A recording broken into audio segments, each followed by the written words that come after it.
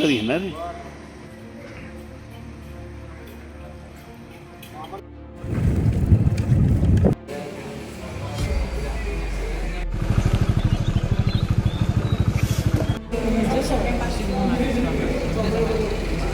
चौंडाळ येथे गेल्या महिन्याभरापासून कावीळ आजाराने थैमान घातले असून गावात आतापर्यंत 30हून अधिक कावीळग्रस्त रुग्ण आढळून आले आहेत.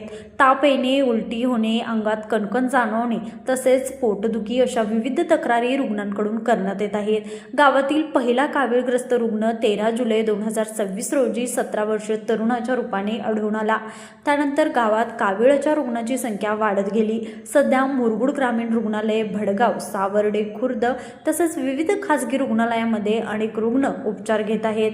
चौंडाळ गावाला ओढ्याच्या बाजूला असलेल्या जॅकवेल तसेच सार्वजनिक विहिरीतून पिण्याच्या पाण्याचा पुरवठा केला जातो. दूषित पाण्यामुळे कावीळचा प्रादुर्भाव वाढला असण्याची शक्यता व्यक्त होत असून ग्रामपंचायतीकडून खबरदारीच्या उपाययोजना सुरू करण्यात आल्या आहेत.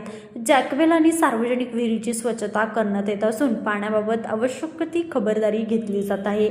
सध्या कावीळच्या रुग्णांची संख्या कमी होत असल्याचे ग्रामपंचायत अधिकारी मंगलव यांनी सांगितले. मात्र उपचार सुरू झाल्यानंतर रुग्ण पूर्णपणे बरा होण्यासाठी काही दिवसांचा कालावधी लागत असल्याने नागरिकांना आर्थिक तसेच शारीरिक त्रास सहन करावे लागत आहेत.